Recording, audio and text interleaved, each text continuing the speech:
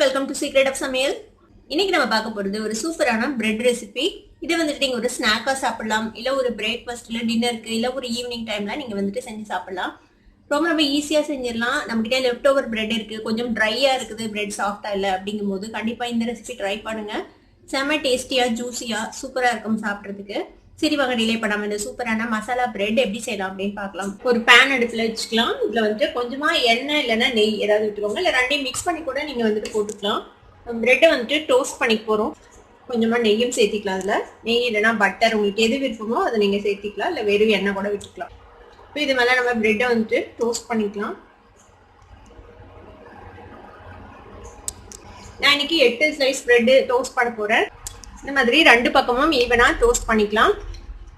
இந்த மாதிரியே எல்லா பிரெட் ஸ்லைசஸையும் நம்ம டோஸ்ட் பண்ணி எடுத்துக்க போறோம். இப்போ இது எடுத்துடலாம். இது டோஸ்ட் ஆயிடுச்சு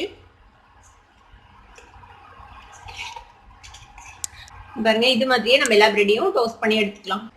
இப்போ எல்லா பிரெட்டையும் இந்த மாதிரி நல்லா கிறிஸ்பியா டோஸ்ட் பண்ணி எடுத்தாச்சு. இப்போ இதை வந்துட்டு நம்ம ஸ்கொயர் பீசஸ் தான் நம்ம வெட்டிக்க போறோம். வேணுங்க சைஸ்ல நீங்க வெட்டிக்கலாம்.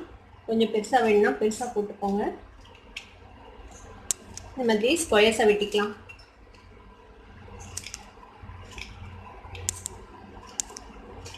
இது மாதிரியே எல்லா பீஸையும் நம்ம வெட்டிடலாம். ஒரு பேன் அடுப்புல வச்சிருக்கேன். அதுல ஒரு 1.5 டேபிள் ஸ்பூன் அளவுக்கு எண்ணெய் விட்டுருக்கேன். இதுல ஒரு பெரிய வெங்காயத்தை இந்த மாதிரி ஃபைனா சாப் பண்ணி வச்சிருக்கேன். இந்த வெங்காயத்தை சேர்த்துக்கலாம். வெங்காயத்தோடவே 2 பச்சை மிளகாய் இந்த மாதிரி ஃபைனா ஸ்லைஸ் பண்ணி வச்சிருக்கேன், அதையும் சேர்த்திக்கோங்க. கொஞ்சமா கருவேப்பிலை அதையும் சேர்த்திக்கலாம். இது எல்லாத்தையும் வதக்கி விட்டுருங்க. வெங்காயம் ஓரளவுக்கு வதங்கிருக்குது. இது கூட நம்ம ஒரு 1/2 டீஸ்பூன் அளவுக்கு இஞ்சி பூண்டு பேஸ்ட் சேர்த்திக்கலாம். இஞ்சி பூண்டு பேஸ்ட்டையும் இதோட சேர்த்து வதக்கி விட்டுருங்க. இஞ்சி பூண்டு பேஸ்ட்டும் பச்சை வாசனை போக வதங்கிடுச்சு ஒரு 2 நிமிஷத்துக்கு. இப்போ நான் ஒரு 2 மீடியம் சைஸ் தக்காளியை இந்த மாதிரி அரைச்சி வச்சிருக்கேன். இப்போ அந்த தக்காளி பேஸ்ட்டை இதில் சேர்த்திடலாம். இது கூடவே நம்ம மசாலாஸ்லாம் ஆட் பண்ணிடலாம். கொஞ்சமாக மஞ்சள் பொடி சேர்த்திக்கிறேன்.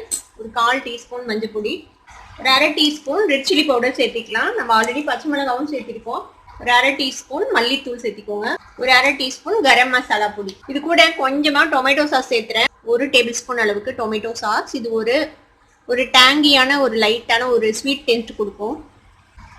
இது எல்லாத்தையும் சேர்த்து நல்லா மிக்ஸ் பண்ணி வதக்கி விட்டுருங்க. இந்த தக்காளி வந்துட்டு நல்லா பச்சை வாசனை போகணும். இந்த மசாலாஸ் எல்லாமும் பச்சை வாசனை போக நல்லா வதங்கணும். அது வரைக்கும் வதக்கிக்கலாம். பாருங்க, இப்ப நல்லா தக்காளி நல்லா வதங்கிடுச்சு. நம்ம போட்ட மசாலா எல்லாமும் நல்லா வதங்கி பச்சை வாசனை போயிடுச்சு. கிட்டத்தட்ட ஒரு 3 நிமிஷம் நான் வதக்கிருப்பேன். இப்போ இதுல நம்ம ஒரு 1/2 கப் அளவுக்கு பால் சேர்த்திக்க போறோம். பால் வந்துட்டு ஒரு நல்ல ஜூசியா இருக்கும் இந்த பிரெட்ல வந்துட்டு சாப்பிட்றதுக்கு.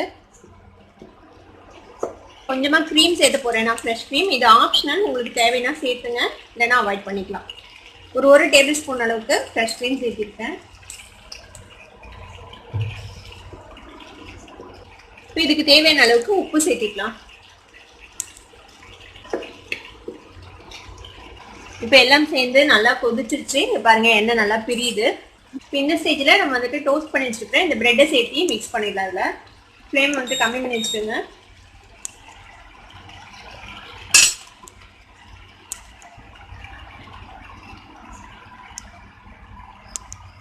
இந்த பிரெட்டை இதோட சேர்த்து மிக்ஸ் பண்ணி விட்டுடலாம்.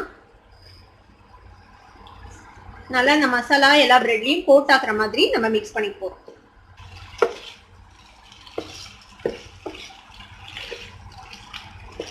ஸோ அவ்வளோதான், நம்மளோட பிரெட்ல வந்துட்டு நல்லா இந்த மசாலா வந்துட்டு கோட் ஆயிடுச்சு பாருங்க. ஸோ கடைசியாக நம்ம கொத்தமல்லி தழை போட்டுடலாம். மேலே சேர்த்து நல்லா மிக்ஸ் பண்ணி விட்டுடலாம். அவ்வளோதான், நம்மளோட மசாலா பிரெட் ரெடி ஆயிடுச்சு. ஒரு பிரேக்ஃபாஸ்ட்டுக்கு இல்லை டின்னருக்கு இல்லை ஒரு ஈவினிங் டைமில் சாப்பிட்றதுக்கு செம்ம டேஸ்டியாக இருக்கும். அவ்வளோதான், நம்மளோட மசாலா பிரெட் ரெடி. அடுப்பு ஆஃப் பண்ணிடலாம். மசாலா பிரெட் இப்போ ரெடி ஆயிடுச்சு. இதை நீங்களும் ட்ரை பண்ணி பாருங்க. ட்ரை பண்ணி பார்த்துட்டு எப்படி இருந்தது அப்படின்னு எனக்கு கமெண்ட்ஸ் ஃபீட்பேக் கொடுங்க. இந்த வீடியோ உங்களுக்கு பிடிச்சிருந்ததுன்னா சப்ஸ்கிரைப் பண்ணுங்க, பக்கத்துக்கு பெல் ஐகானை கிளிக் பண்ணுங்க. அப்பதான் இந்த நோட்டிஃபிகேஷன்ஸ் உடனே உங்களுக்கு வந்து சேரும். லைக் பண்ணுங்க, ஷேர் பண்ணுங்க. தேங்க்யூ ஃபார் வாட்சிங் திஸ் வீடியோ. Bye bye.